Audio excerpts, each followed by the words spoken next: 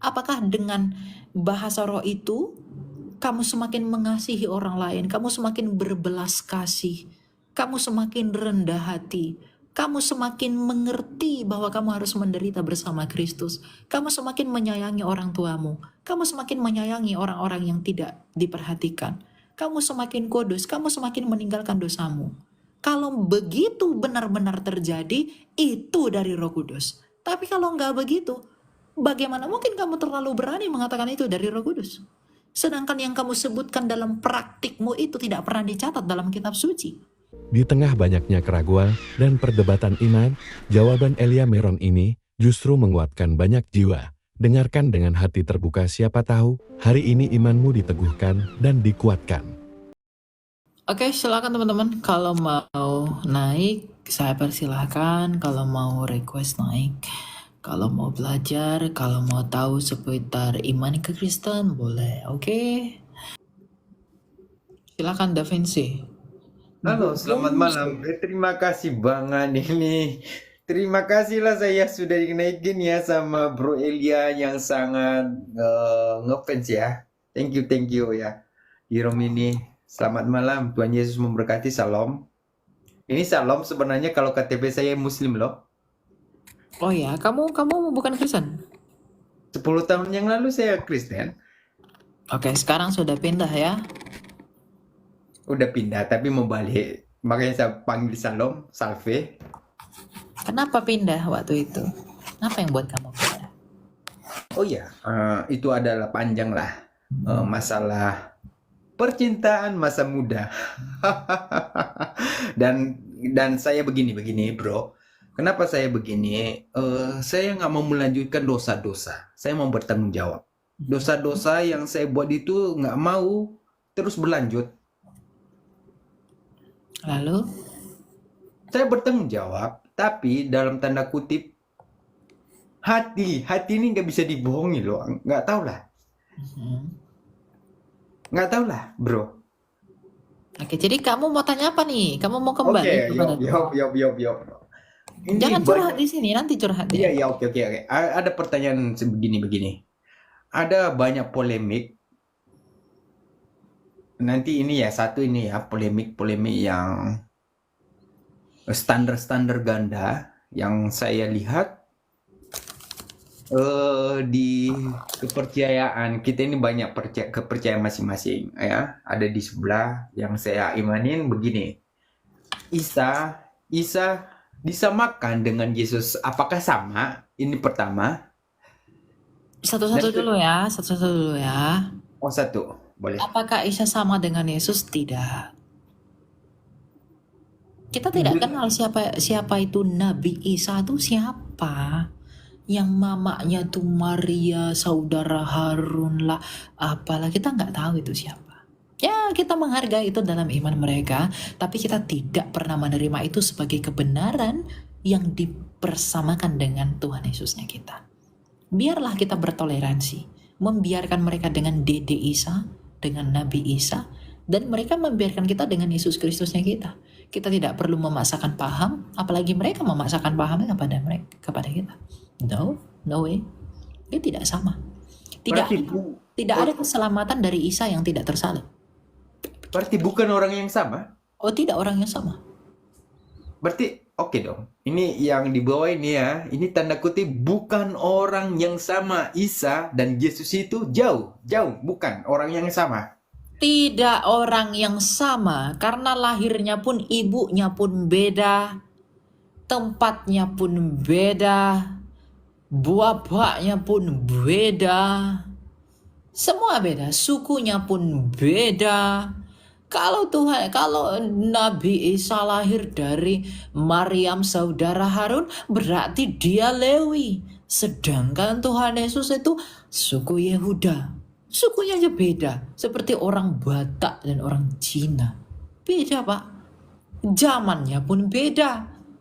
Ya, tempat lahirnya pun Bapak gereja di dalam sejarawan gereja Eusebius dari Kaisarea mengatakan bahwa Yesus Kristus lahirnya di Patne, di kandang domba yang berupa gua di Bethlehem. Tapi Nabi Isa lahirnya di bawah pohon kurma. Pohon kurma yang mana? Ya toh? Nah, jadi sejarah dengan asumsi teologi ini udah beda. Dan kebetulan iman Kristen itu didukung oleh fakta sejarah. Dia memang lahir di kandang domba yang berupa gua di Bethlehem dekat kawasan Migdal Eder. Di sebuah palungan yang adalah tempat makannya para domba yang diukir dari batu yang sampai sekarang bisa ditemui di Palestina. Begitu. Jadi memang berbeda. Ya kalau mereka dengan Nabi Isa ini begini ya biarin aja itu iman mereka. Masalah itu bisa dibuktikan dengan sejarah atau tidak itu urusan mereka bukan urusan kita. Wong itu iman mereka kok. Tapi satu hal yang pasti iman Kristen bisa dibuktikan dengan sejarah. Itu yang terpenting. Oh, Bro Elia, kamu memang smart sih.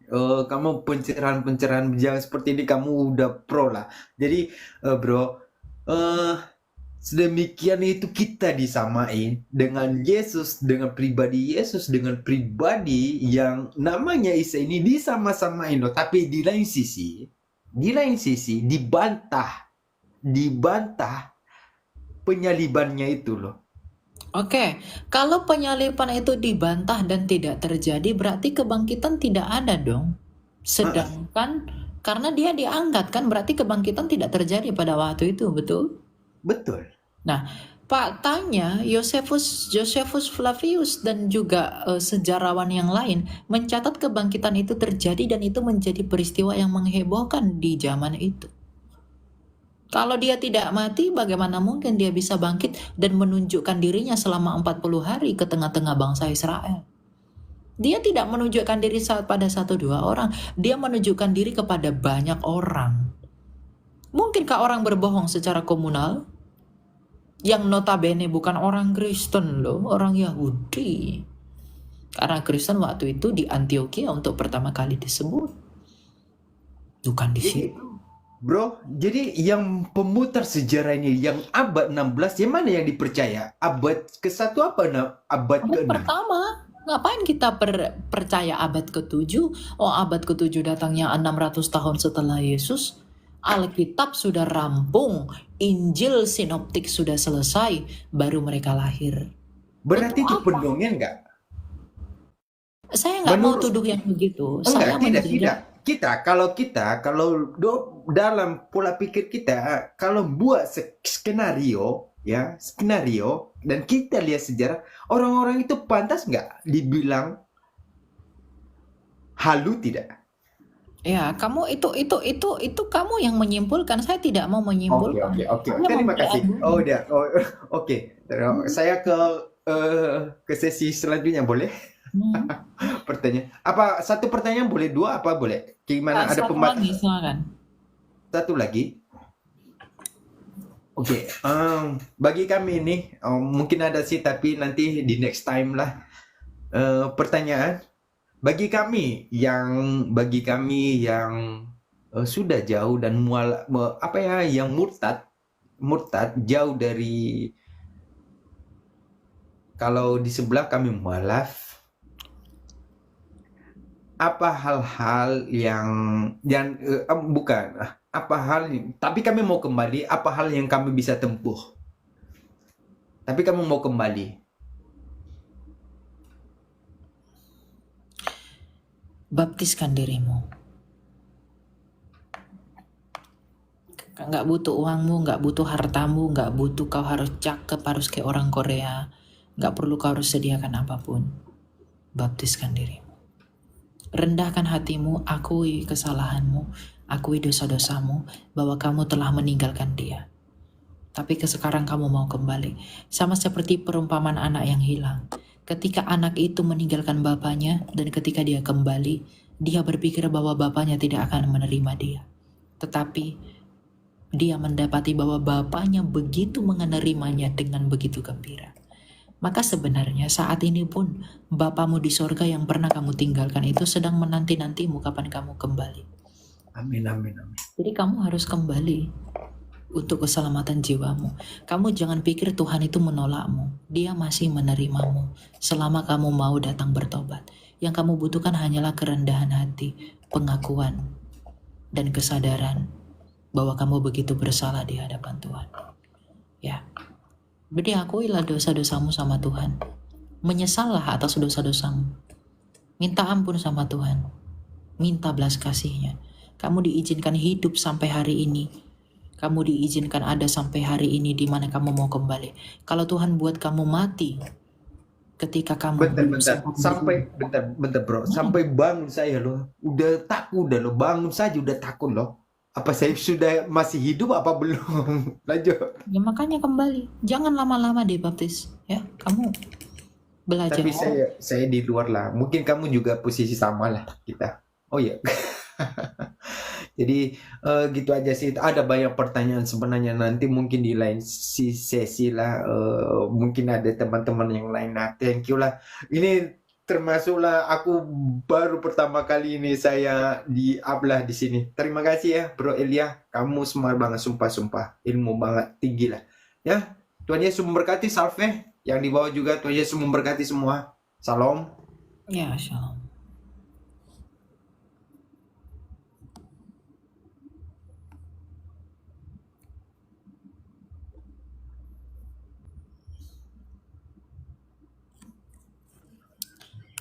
Silakan Jeremy. Shalom Kak. Ya, shalom. Bang. Shalom Bang. Mau izin bertanya Bang. Ya. Ya, Pak.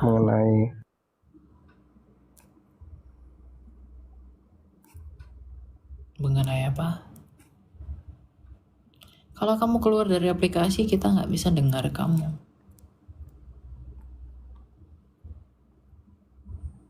Bagaimana gambaran kerajaan surga kayak tabernakel? Coba Kak jelasin Bang. Tidak ada gambarannya. Ada tabernakel. Oh, Abang Katolik ya? Bukan, saya bukan kata. Itu kan semua hanya simbol. Kamu pikir surga itu tempatkah? Mengenai kayak mesbah dupa, mesbah bakaran kayak Roh Kudus gitu. Orang Abang gitu. Gak ada. Itu Kayak bukan tabernakel kerajaan gitu. surga, itu bait Allah. Oh beda lah. Ya, kamu kan tanya kerajaan surga. Mana bisa kerajaan surga digambar? Bagaimana kamu menggambarkan kerajaan surga? Kerajaan Bapa? Nggak bisa. Tapi bait Allah ada 3 ruangan tuh. Ada ruang Maha Kudus, di mana di dalam ada tabut perjanjian. Di dalam tabut perjanjian itu ada hukum Musa, ada roti mana, ada tokatnya Harun, baru ditutup oleh tirai. Itu ruang Maha Kudus. Di depannya ruang kudus. Disitulah imam melakukan pembakaran ukupan, meletakkan roti sajian dan lain-lain. Baru di sini serambi. Udah begitu doang. Tapi dia harus menghadap ke timur, karena Devir itu menghadap ke timur, tempatnya Daud. Karena timur itu simbol kekekalan. Boleh satu lagi Kak, Bang, pertanyaan. Abang tuh percaya kepenuhan Roh Kudus gitu, kayak berkata-kata gitu. Berkata-kata apa?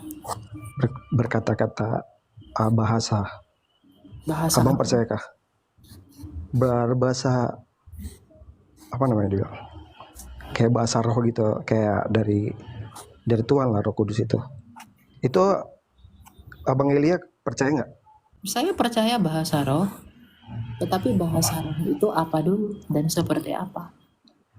Itu enggak. Kenapa gereja bukan menolak sih, tidak memberanikan diri tentang Roh Kudus gitu? Saya percaya dengan bahasa roh, tetapi bukan bahasa roh yang kebanyakan saat ini. Karena bahasa roh yang kebanyakan saat ini tuh kesannya dibuat-buat. Bahasa roh itu dalam prinsip 1 Korintus 14 ayat 13 itu harus dapat dimengerti dan ditafsirkan oleh orang yang berbahasa roh itu. Jadi kalau saya berbahasa roh, maka saya harus berdoa agar kepada saya Tuhan memberikan karunia untuk menafsirkan bahasa itu. Karena bahasa roh adalah karunia Roh Kudus yang tujuannya menginjili. Coba lihat Kisah Rasul 2. Bahasa roh turun, Itu untuk apa? Untuk menginjili. Hmm. Gitu. Jadi kalau bahasa rohmu tidak dimengerti orang dan tidak ada tafsirnya, siapa yang akan diinjili? Gitu. Tapi Bang, itu Bang Elia kenapa eh, kan kata Tuhan kan mintalah Roh Kudus itu maka akan diberi gitu. Memang minta Tapi Roh Kudus maka jujur ya, saya mengalami adanya Roh Kudus itu pas kemarin saya jujur ya, saya karismatik. Saya mengalami ada gerakan gitu, gerakan kayak mengalami gerakan dari mulai dari badan lah itu, kayak berguncang gitu. begini. Saya tidak peduli mau Anda berguncang, mau Anda tidak berguncang. Saya tidak perlu Anda mengungkapkan jawabannya atas pertanyaan yang akan saya ajukan. Saya hanya mau bertanya sama kamu, jawab dalam hatimu. Kamu mau bilang saya mengalami guncangan, gerakan apa segala macam, saya tidak peduli. Tapi satu hal yang harus kamu perhatikan, apakah dengan guncangan itu hidupmu semakin kudus? Kamu nggak perlu jawab itu. Kudus. Kamu renungkan itu Karena saja. saya mengalami No. dekat dengan Bukan Yesus. maksud saya bukan itu. Hidupmu semakin kudus, apakah hatimu semakin rendah? Apakah kamu semakin berbelas kasih? Apakah kamu semakin mengucapkan hal-hal yang membangun? Apakah kamu mulai melepaskan dosa-dosamu yang mengikat kamu? Karena dari buahnya kamu dikenal. Kamu nggak perlu jawab itu di sini. Kamu renungkan dalam hatimu. Jadi mau kamu tergoncang kayak mau gimana kayak apa segala macam, lihat kepada buahnya. Apa yang terjadi dalam hidupmu? Apakah itu membawa perubahan? Kalau sama-sama aja, apa gunanya itu semua? Kamu Karena nggak kita perlu jawab perlu- ke saya. Karena Kamu kita perlu renungkan aja. No, kamu nggak perlu jawab ke saya. Kamu renungkan itu. Kamu jangan Iya, terburu-buru menjawab itu. Jadi ingat apa yang saya sampaikan. Kamu Karena- harus melihat ke dalam dirimu sendiri. Apa buahnya? Apa hasilnya? tapi Bang Kalau Elia, sama aja buat apa? Bang Elia, tapi kalau kita akan tidak lagi kayak bahasa asing lagi di dunia ini. Kita kalau misalnya ke surga, pasti kita tidak lagi bahasa Indonesia, bahasa lain lah. Siapa Kita bilang? Lalu berbahasa bahasa Roh Kudus apa? di surga. Lalu bahasa apa? Dari Kamu situ tahu kita nggak belajar bahasa dari roh Roh itu Kudus. apa? Apa? Ketika rasul-rasul di dalam Kisah Rasul 2 mendengar bahasa roh, apakah bahasa roh yang didengar itu sikira baraba? Apakah itu yang didengarkan oleh orang-orang yang mendengar itu? Tidak. Jadi jangan begini. Jangan. Enggak sikira baraba siala bala-bala, bukan itu yang didengar di dalam Kisah Rasul 2. Jadi jangan bermegah. Makanya saya bilang sama kamu, kamu lihat apa yang terjadi dalam hidupmu. Buahnya itu yang penting. Kamu pikir di sorga kamu harus pakai bahasa ini, nggak ada yang tahu pakai bahasa apa. Kok di sorga pakai bahasa roh? Kamu di sorga bukan roh. Kamu di sorga itu udah nggak perlu bahasa roh lagi. Bahasa roh akan berakhir, kata Tuhan. Bahasa roh akan berakhir, nubuatan akan berakhir. Masa di sorga ada bahasa roh? Jangan terlalu begini. Makanya saya bilang dari tadi sama kamu perlu melihat buahnya apa. Karunia akan berakhir, nubuatan akan berakhir, bahasa roh akan berakhir. Berakhirnya kapan? Sampai kedatangannya. Kamu bawa-bawa di surga ada bahasa roh, kita pakai bahasa ini. Kamu bertentangan dengan para rasul kalau begitu. Jadi jangan bersandar pada pengertianmu. Makanya tadi saya bilang, mau kamu saya bergerak, saya mulai merasakan begini-begini. Saya tak peduli. Iya, saya merasakan. Iya, saya nggak peduli. Yang paling penting itu adalah Matius 7 ayat 16. Dari buahnya lah kamu dikenal. Buahmu bagaimana? Apakah dengan bahasa roh itu, kamu semakin mengasihi orang lain, kamu semakin berbelas kasih, kamu semakin rendah hati, kamu semakin mengerti bahwa kamu harus menderita bersama Kristus. Kamu semakin menyayangi orang tuamu. Kamu semakin menyayangi orang-orang yang tidak diperhatikan. kamu semakin kudus, kamu semakin meninggalkan dosamu. Kalau begitu benar-benar terjadi, itu dari Roh Kudus. Tapi kalau nggak begitu, bagaimana mungkin kamu terlalu berani mengatakan itu dari Roh Kudus? Sedangkan yang kamu sebutkan dalam praktikmu itu tidak pernah dicatat dalam kitab suci. Iya. Jangan terlalu terburu-buru. Tenang. Sebelum buat konklusi. Gitu ya, Jeremy. Jadi bijak.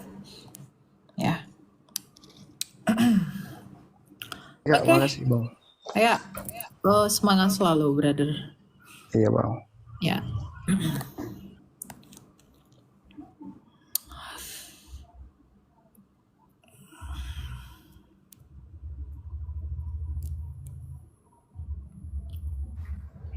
Silakan Kristo. Selamat malam. Malam Bang. Ya, silakan. Bang, aku mau nanya dulu Bang. Hmm. Saya Kristen memang, cuman saya kurang paham mana duluan, Allah, Roh Kudus, atau Yesus, atau Allah punya Roh Kudus atau bagaimana Bang? Ya, ketika kamu Nah, lahir ke pencerahan. dunia, mana yang duluan? Tubuhmu, rohmu, atau pikiranmu? Apakah Kalau kamu itu lahir kurang. tanpa pikiran? Apakah kamu lahir tanpa roh? Kalau di dalam kandungan bagaimana? Iya, ketika kamu terlahir ke dunia ini di dalam kandungan pun, apakah di dalam kandungan itu kamu bisa hidup tanpa roh? Kamu bisa merasakan tanpa jiwa dan pikiranmu? Kamu berbentuk tanpa tubuhmu? Lalu Allah itu kamu tanya mana yang duluan? Mungkinkah Allah Bapa tanpa firman, tanpa roh? Di dalam kekekalan? Jadi tidak ada yang duluan. Allah itu sejak kekal bersama firman-Nya dan rohnya, karena tak mungkin ia pernah tanpa firman dan tanpa roh. Karena kalau ia pernah tanpa firman artinya dia bisu, kalau ia pernah tanpa roh artinya dia mati. Sedangkan Allah kita itu hidup. Berarti Sang Bapa sejak kekal sudah bersama dengan firman dan rohnya. Artinya firman Bapa dan Roh Kudus itu sama kekalnya. Tidak ada. Jadi nggak bisa dipisahkan ya? Tidak bisa. Bisa dibedakan tetapi tidak bisa dipisahkan. Karena itu satu dalam esensi keilahian. Jadi kalau manusia gimana Bang? Dan manusia apakah tubuh duluan atau roh duluan? Ya semua sama. Tidak ada yang duluan-duluan. Ketika kamu dibentuk di dalam janin, bukankah rohmu diberi sebagai hidupmu di dalam? Apakah dia bisa hidup kalau roh tidak diberi? Kenapa ada bayi mati?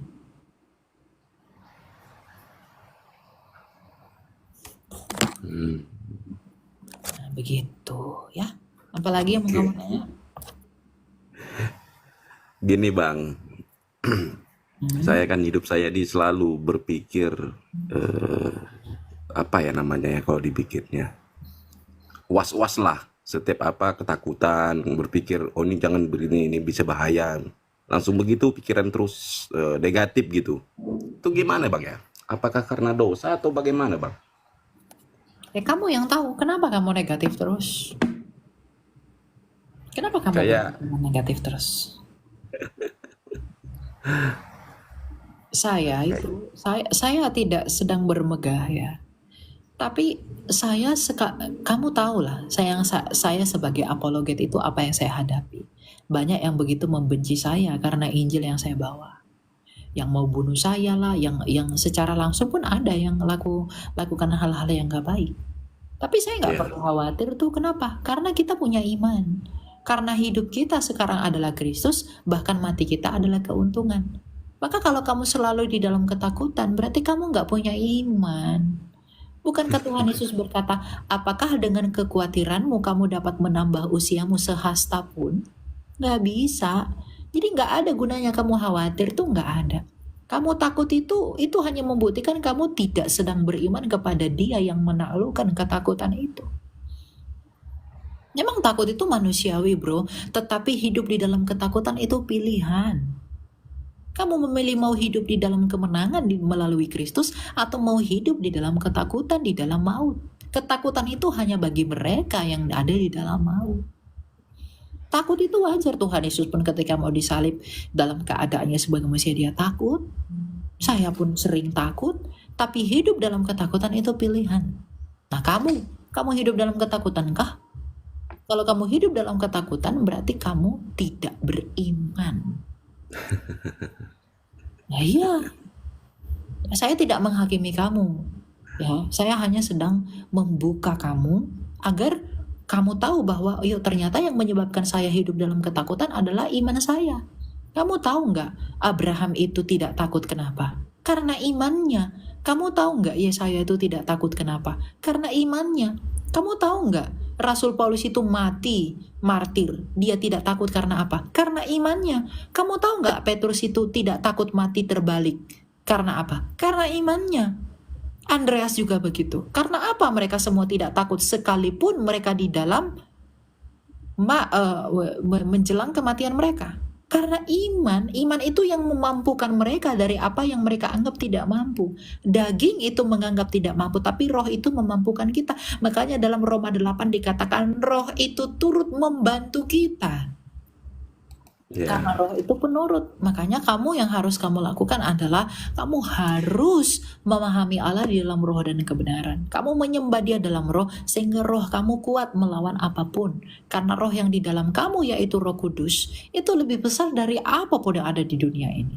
Jadi kamu harus mengizinkan di dalam kerendahanmu untuk menyambut Roh Kudus itu menghidupi kamu. Kamu jangan mengizinkan ketakutan itu. It's a choice. Kamu yang memilih untuk hidup dalam ketakutan. Tapi pilihanmu itu disebabkan karena apa? Karena ketiadaan iman di dalam kamu. Jadi pupuklah imanmu. Rasul Yohanes mengatakan iman itu seperti benih. Bahkan dalam perumpamaan penabur pun iman itu benih itu seperti firman. Jadi itu harus dipupuk. Nggak boleh hanya dengar baca Alkitab sekali dua kali, enggak. Harus direfleksiin, kita harus punya kontemplasi, kita harus baca. Nggak setiap hari pun nggak apa-apa, tapi setidaknya kita punya pengertian yang benar. Apa yang Tuhan lakukan, apa yang Tuhan kerjakan. Itu yang terpenting. Sehingga kamu mau hidupmu bahagia, mau hidupmu tidak bahagia, mau hidupmu dalam cobaan, mau hidupmu dalam sukacita maupun duka cita, imanmu tetap menyelamatkan kamu. Imanmu itu menjaga kamu agar tidak sombong ketika kamu di dalam sukacita. Dan imanmu itu menghindarkan kamu dan menjaga kamu agar tidak lari ketika kamu dalam penderitaan. Jadi iman itu adalah pagar yang membentengi kita. Ketika kamu bersuka cita, iman itu menghalangi kamu untuk tidak sombong dan tidak bermegah di dalam kemampuanmu. Dan ketika kamu diuji dan menderita, iman itu menguatkan kamu dan menjaga kamu agar tidak lari dari pengharapanmu. Karena iman yang menimbulkan pengharapan. Jadi iman itulah yang memelihara kita. Makanya kita diselamatkan oleh karena iman. Secara jasmani maupun rohani. Siap Bang, siap. Terima kasih atas penjelasannya Tahu Bang. ya apa yang mau dilakukan ya. Jadi langsung banyak Pak. Oke? Siap Bang. Makasih apanya Bang ya, penjelasannya. Oke Pak. Tuhan berkati ya. Malam. Sama-sama Bang. Ya.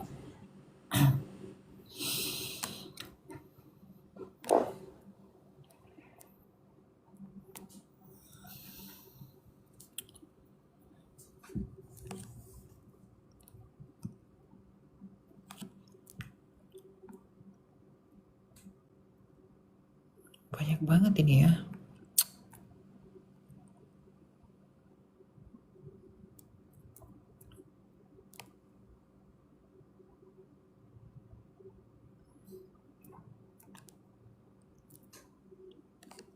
Ini gak ada. Gimana caranya cari Yesus? Rendah hati, kamu akan temukan Yesus. Rendah hati dulu. Kalau kamu nggak rendah hati, kamu akan berpikir kamu mampu mencapai surga dengan usahamu. Silakan lagu-lagu Piala, Lampu Merah, dan Daur Ulang. Halo? Kenapa tidur? Apa merdu kali suaraku jadi tidur kamu? Ya. Suka mulai ya.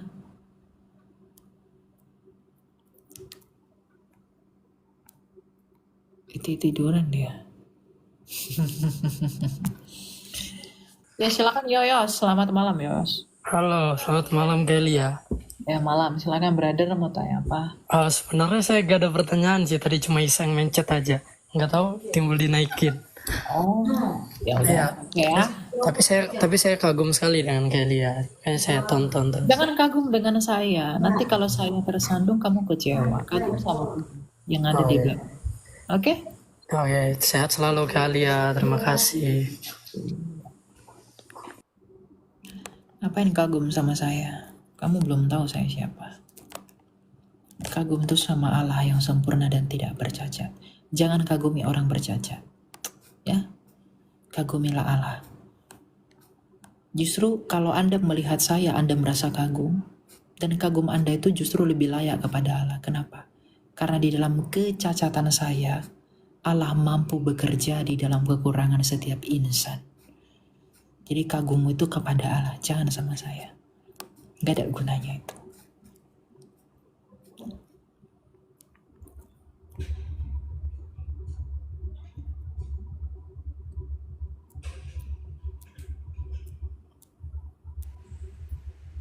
Silakan Jackson. Halo Jackson. Kok ada dangdut di tempat beginian ya? Oke Jackson tidak ada. Baiklah, terima kasih. Buset, banyak sekali yang mau naik guys. 100 orang dari tadi, 100 orang nggak kurang-kurang dari tadi, padahal udah saya naikin banyak loh. Silakan Luke Samo. Salam. Ya salam, silakan. Ada mau tanya Bu? Ya, saya dari tadi sangat diberkati dengan semua penjelasan. Saya mencoba untuk mencari kira-kira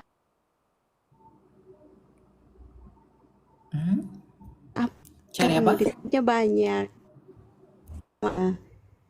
Saya ingin bertanya tentang hal berkomitmen dalam arti berkomitmen kepada layanan. Banyak sekali tantangan, banyak sekali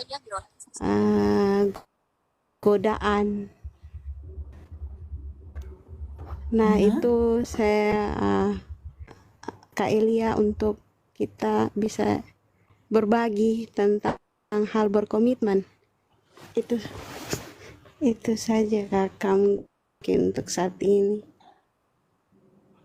Jadi yang ditanya dari berkomitmen itu apa?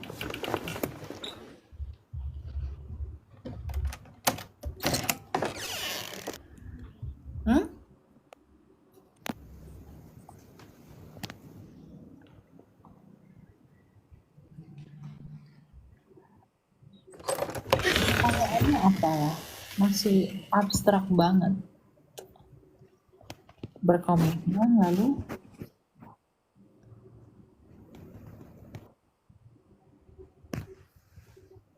Oh iya, mungkin saya ulang lagi karena mungkin jaringan. Maksudnya saya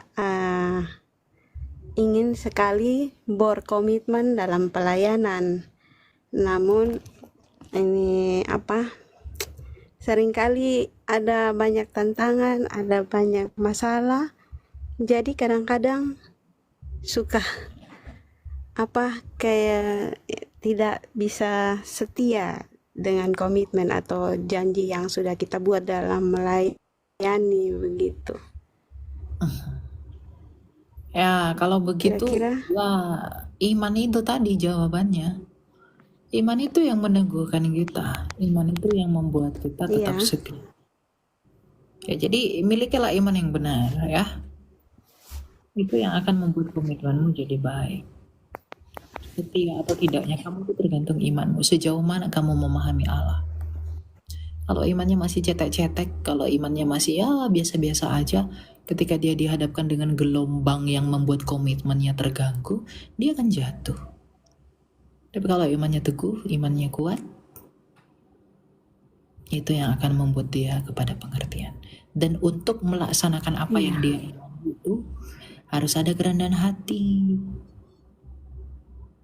Itu penting. Kalau dia tahu apa yang dia imani, tapi dia tidak melakukan apa yang dia imani itu dengan kerendahan hatinya, maka itu pun tidak akan berbuah apa-apa. Gitu. Ya? Iya, iya, iya. Semangat ya, Ibu ya. Iya, iya, terima kasih. Tuhan berkati. Silakan Ebisnat. Selamat malam Ebisnat.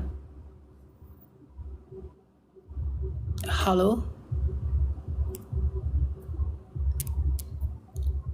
Saya buka mikrofon. Nggak ada ya? Kalau nggak ada kita lanjut ya. Baiklah.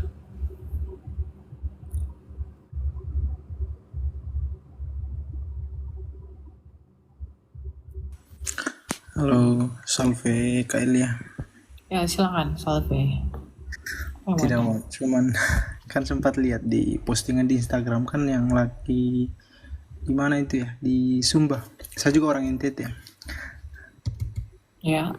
Ya, maksudnya ceritakan bagaimana sampai di sana begitu. Cuman itu aja sih. Ceritanya panjang bagaimana saya bisa sampai ke Tanah Sumba ya, tapi itu kasih karunia Tuhan lah.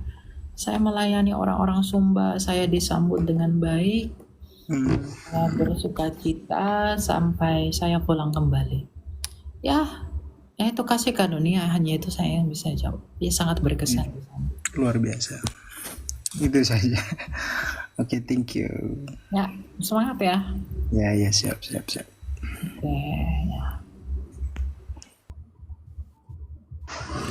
Silakan Darli. Selamat malam. Jadi itu mau bertanya Kak Elia, gini Kak Elia, di daerah saya tuh kebanyakan orang masih mempercayai tentang mitos, yang artinya kayak macam kuasa-kuasa gaib gitu, Kak Elia.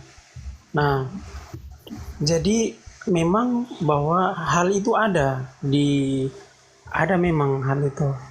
Nah, pertanyaannya begini Kak Elia. Biasanya orang yang menggunakan ilmu-ilmu gaib itu keluarnya pada saat di tengah malam, di jam 12. Ini secara ini ya Kak Elia, secara logik kita berpikir saja nih Kak Elia. Nah, pertanyaannya kenapa dia itu keluarnya pada saat jam 12 malam, yang kemudian orang itu pada saat tidur baru dia beraksi. Dia punya Yang beraksi ini siapa? si kuasa-kuasa gaib itu, dia beraksi itu pada saat jam 12 malam. Yang mana orang pada tidur dan jiwa itu sementara, misalnya kita mimpi nih Kak Elia. Kita mimpi itu kan jiwa kita itu sementara melayang-melayang. Nah, katanya di situ mereka akan tangkap. Mereka siksa di situ. Jadi tubuh kita ini yang kita sementara tidur itu kosong. Jadi mereka akan siksa di situ sampai kapan kita ini mengaku dosa-dosa kita lalu akan dilepas. Apakah itu benar atau tidak itu Kak Elia? Saya mohon untuk bantu penjelasannya. Mengaku dosanya sama hantu ya?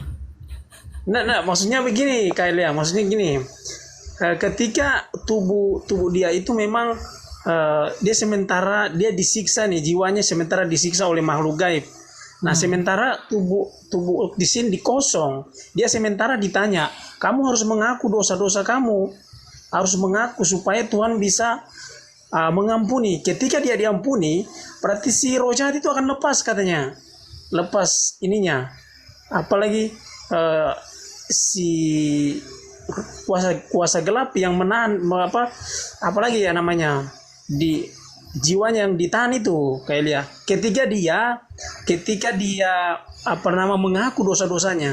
Makanya itu saya kadang-kadang itu bingung, benarkah tidak ini?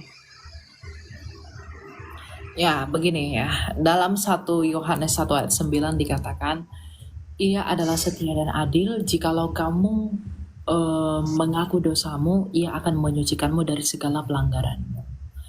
Ya, itu bisa benar bahwa begini, kita itu perlu mengaku dosa, merendahkan diri kita kepada Tuhan sebagai tanda bahwa kita sedang membutuhkan pertolongan Tuhan. Jadi kita bukan mengaku dosa kepada iblis itu, tapi kita mengaku dosa kepada Tuhan.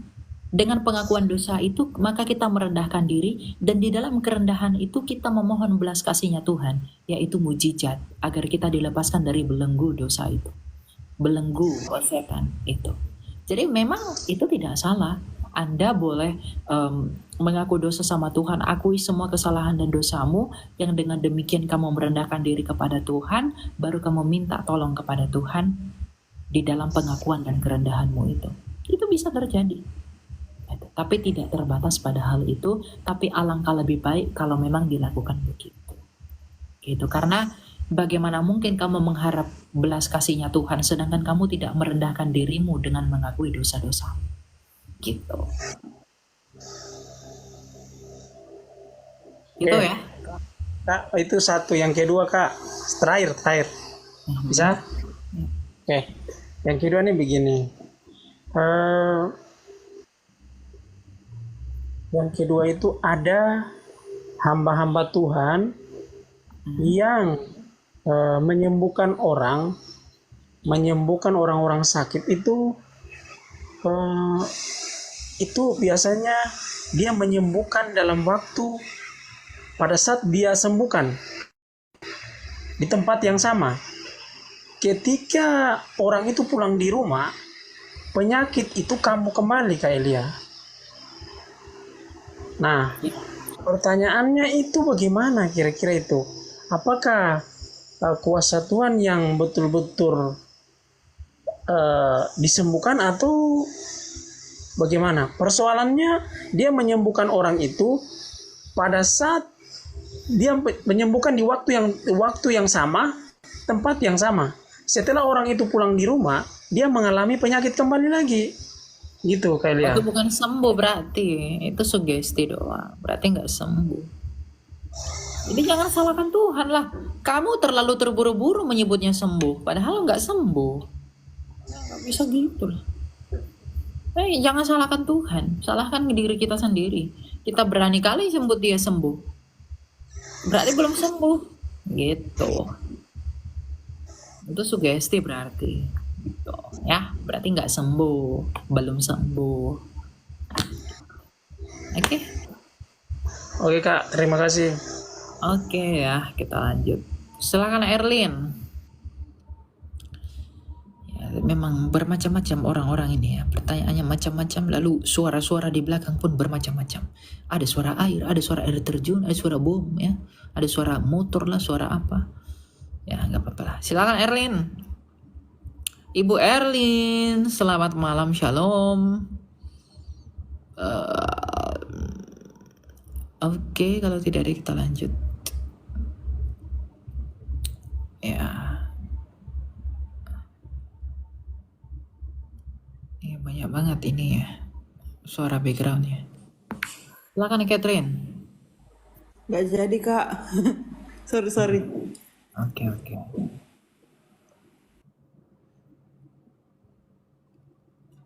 Emang gitu ya.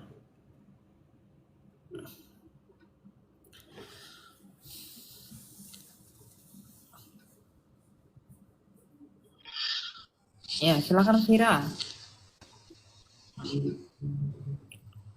Siapa nyuruh? Silakan Vira. Nah, ini suara apa? Halo Vira Gerung. Siapa nyuruh? Silakan Vira. Suara saya dikembalikan ke saya. Padahal saya tidak mengharap itu kembali. Ya.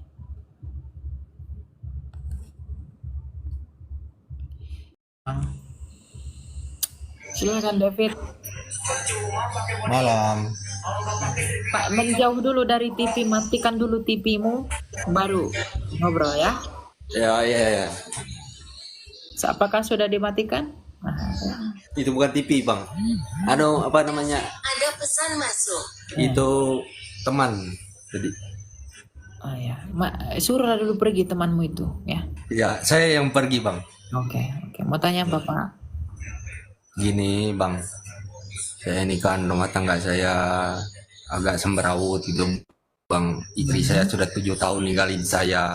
Saya selalu memaafkan dia, selalu mengampuni dia supaya punya 2 anak sekarang.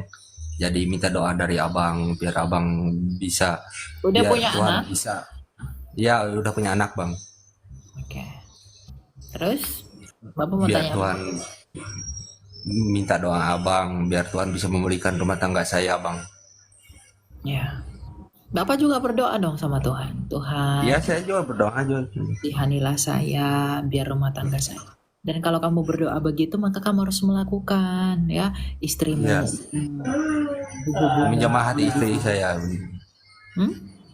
Menjamah hati istri saya begitu bang. Ya.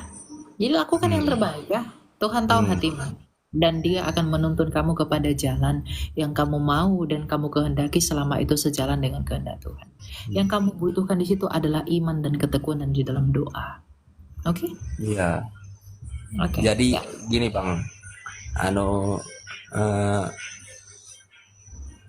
apa namanya, saya kan istri saya itu kan selalu menuntut kepada saya kan bang. Sementara saya kan lagi sakit bang.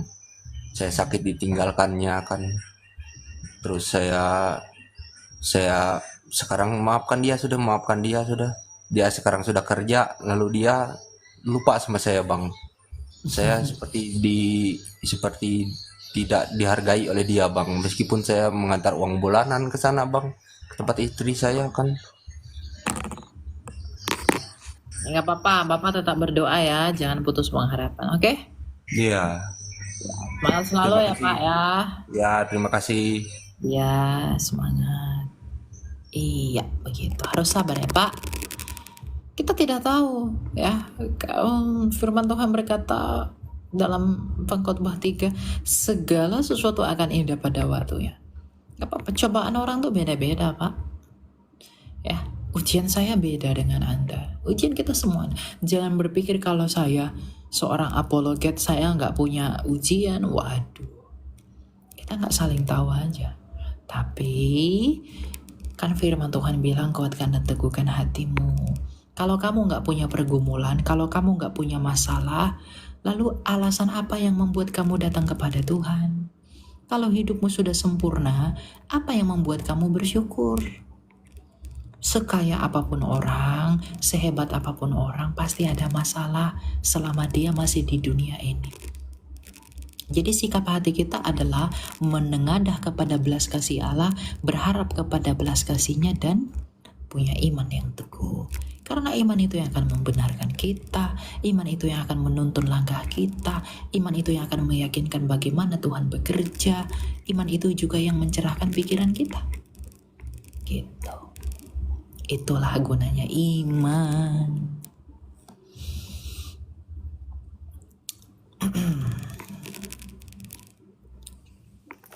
Silakan Agustina, selamat malam.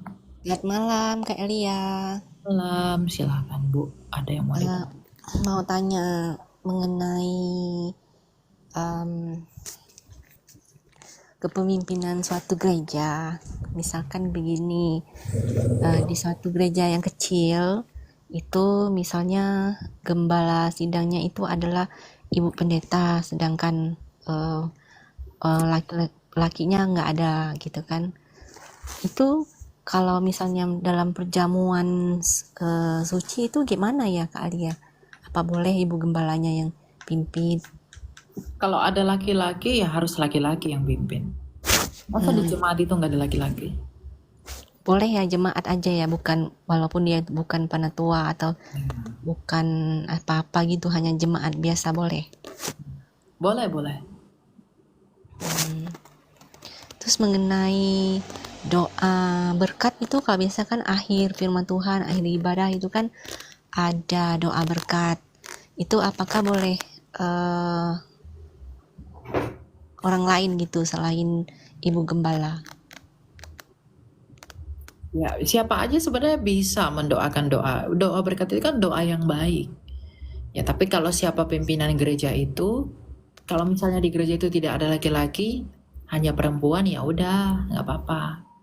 Ya, tapi kalau penetuannya ada laki-laki, di sana ada majelisnya atau ada siapa laki-laki di sana, ya itu karena gini, laki-laki itu adalah imam.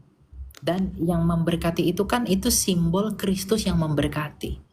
Gitu. Jadi diperantarai oleh laki-laki. Oke.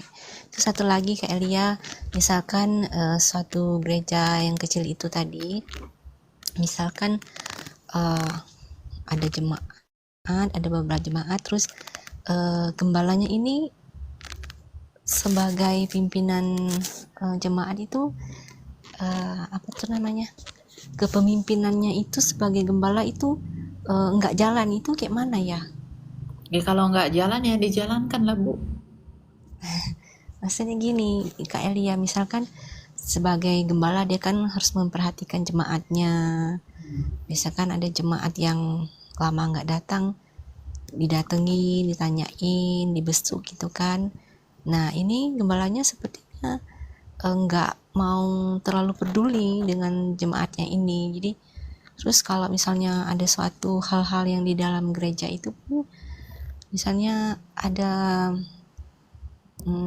usul-usul apa dari jemaat, sebagai pimpinan gembalanya itu nggak jalan fungsinya, itu gimana ya? Ya harusnya gereja menasehati ibu gembalanya, dikasih pandangan, berfellowship bareng, saling membangun, saling mendoakan. Jangan Anda pikir karena dia pendeta dia berkuasa, itu enggak. Kalau dia menyeleweng, dia membuat hal-hal yang tidak berkenan di hadapan jemaat, lalu dia tidak memperhatikan jemaat, ya jemaat juga kan harus memberi pertanggungjawaban agar gembala itu tetap di dalam jalannya. Karena prinsip yang mendasari semua tindakan adalah kasih. Kita menegur pendeta, menegur hamba Tuhan harus dengan kasih, dengan cara yang layak pula. Jangan tegur dia dengan permalukan dan maki-maki dia. Lakukanlah dengan rendah hati, dengan lemah lembut. Sampaikan hal-hal yang membangun. Dia akan sadar dengan cara itu. Tapi kalau udah dimaki, udah dicaci, nah hamba Tuhan pun dalam menasehati jemaatnya pun harus demikian. Jadi ya jemaat harus rendah hati, hamba Tuhannya pun harus rendah hati. Saling membangun, saling menerima kritik dan saran agar gereja itu tumbuh bersama. Kalau hanya pendetanya yang baik, jemaatnya tidak baik, mana bisa gereja itu bertumbuh?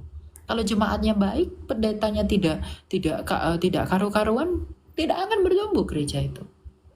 Sama seperti hubungan Allah dengan jemaatnya, maka begitu pula hubungan orang pendeta yang adalah hambanya Allah kepada jemaatnya Kristus. Kan kita pelayan-pelayan di gereja. Gitu. Ya, baik jemaat, baik hamba Tuhan harusnya melayani Allah. Jangan pikir Anda yang pelayan itu hanya pendeta, enggak. Jemaat pun harus melayani Allah dengan melakukan hal-hal yang berkenan di hadapan Allah, baik kontribusinya bagi gereja ataupun bagi perkembangan spiritual mereka secara pribadi. Ya. Karena kita komunal, kita komunitas Christianity, gitu. Ya. Ya. Boleh tanya lagi nggak? Kita bergantian lagi ya. Ada banyak ibu. Ya. Makasih ya Kak Elia. Malam. God bless. Oke. Silakan Yusuf Kusnandar. Salam Kak Elia. Ya salam. Kak, aku mau nanya nih tentang masa penciptaan di Kejadian 1 ayat 27. Kan isinya maka Allah menciptakan manusia itu menurut gambarnya, dan menurut gambar Allah diciptakannya dia laki-laki dan perempuan.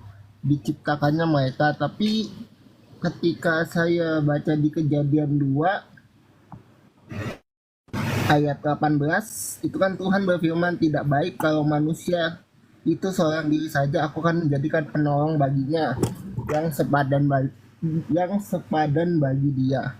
Nah di situ menurut aku kan pertama, kalau menurut aku ya pandangan aku, jadi Tuhan awalnya udah menciptakan manusia laki-laki dan perempuan, tapi di Kejadian 2 kok Tuhan seolah menciptakan perempuan lagi dari tulang rusuknya Adam.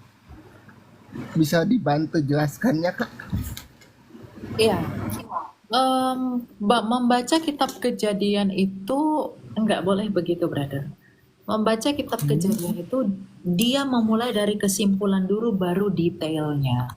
Misalnya, pada ayat pertama, pada mulanya Allah menciptakan langit dan bumi.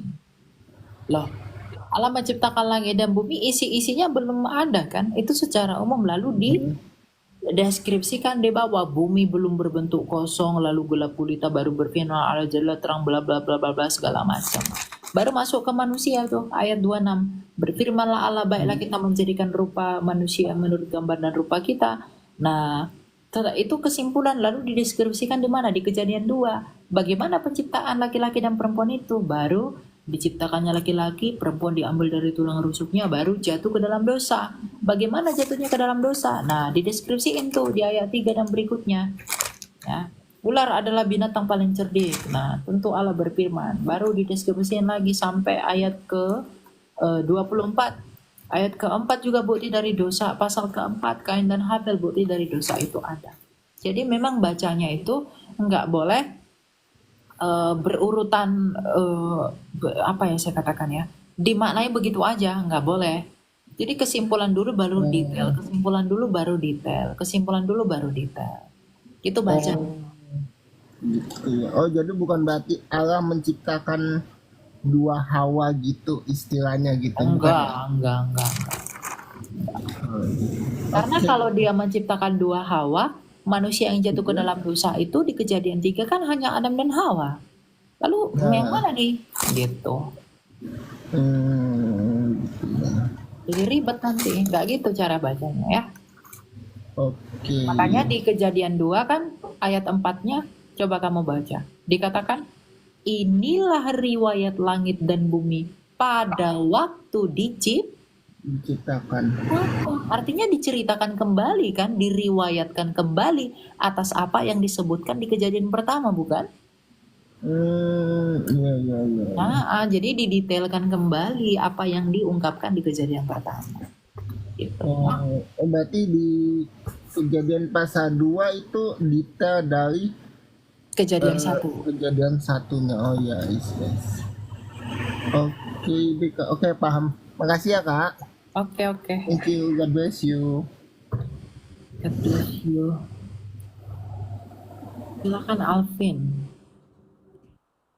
Malam Elia, mau tanya terkait tadi pengangkatan ya. Itu kan di 1 Tesalonika 4 ayat 17 itu dicatat kalau misalnya ketika sangkakala terakhir berbunyi, kita yang masih hidup akan diangkat ke awan menyongsong Tuhan.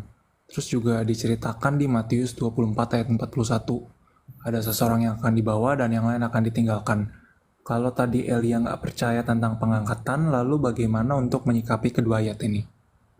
1 Korintus 15 ayat 50 dan berikutnya itu juga kita diangkat ke langit. Tapi perikopnya itu apa? Kebangkitan kan? Bukan pengangkatan. Memang kita diangkat, tapi itu kebangkitan bukan pengangkatan. Teologi pengangkatan itu adalah manusia tidak mati. Sedangkan Rasul Paulus berkata, pada peristiwa kebangkitan, orang mati bangkit terlebih dahulu, baru kita yang masih hidup, tubuh kita akan diubahkan seketika menjadi tubuh kemuliaan, baru kita menyongsong dia ke angkasa. Itu kebangkitan namanya, bukan pengangkatan. Coba lihat perikop 1 Korintus 15 dari ayat 50. Rasul Paulus juga berkata kita akan menyongsong dia ke angkasa. Tapi perikopnya apa? Kebangkitan kan? Ucapan Tuhan Yesus nggak salah. 2 Tesalonika pun nggak salah. Itu kan tulisan Rasul Paulus juga. Itu nggak salah. Penafsirannya yang salah. Teologi pengangkatan kan orang nggak mati. Masa Yesus mati kamu nggak mati? Gitu. Nah, itulah yang membuat saya tidak percaya dengan pengangkatan yang tidak mati. Gitu ya. Itu pertanyaan pertama. Berarti kan itu sebenarnya cuma perbedaan di kata ya. Artinya kan betul diangkat tapi Oh tidak. Teologi pengangkatan kamu pelajari dulu. Teologi pengangkatan itu percaya meskipun ada post dispensasi, post milenium, premilenium apalah itu percaya ada pengangkatan, bahwa orang itu tidak akan mengalami kematian. Dia diangkat aja begitu. Tiba-tiba nanti di kerajaan 1000 tahun. Nah, saya nggak percaya yang begitu. Nah, jadi nanti pelajari dulu ya, yang dimaksud pengangkatan itu apa. Kamu mungkin pengangkatan yang dalam pikiranmu pengangkatan itu kita kan diangkat, itulah pengangkatan. Ya, tapi pengangkatan itu pada momen apa? Itu yang saya tekankan. Ya. Lanjut ya ke pertanyaan kedua. Kalau gitu Elia sendiri sebenarnya percaya orang itu terangkat sebelum kesusahan besar, ketika kesusahan besar Orang percaya mengalami kesusahan besar. Oke, berarti Matius 24. mengalami kesusahan besar ya, bukan diangkat, bukan artinya gereja itu diangkat sebelum terjadinya kesusahan besar. Saya nggak percaya itu. Karena itu pengajaran modern. Rasul-rasul nggak ada percaya yang begitu. Itu buatan John Darby. Oke, thank you kalau gitu. Yep. Shalom. Shalom.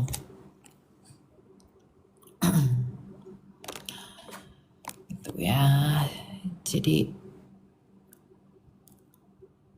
Matius 24, Tuhan Yesus berkata, kalau bukan karena orang pilihan, waktu itu tidak akan dipersingkat. Tapi karena orang pilihan, waktu itu dipersingkat. Kalau orang pilihan sudah diangkat, siapakah orang pilihan yang dimaksud? Yesus yang dianiaya itu. Saya hanya mau menyampaikan bahwa percaya Tuhan adalah hal yang luar biasa. Tapi percaya Tuhan Yesus adalah karunia.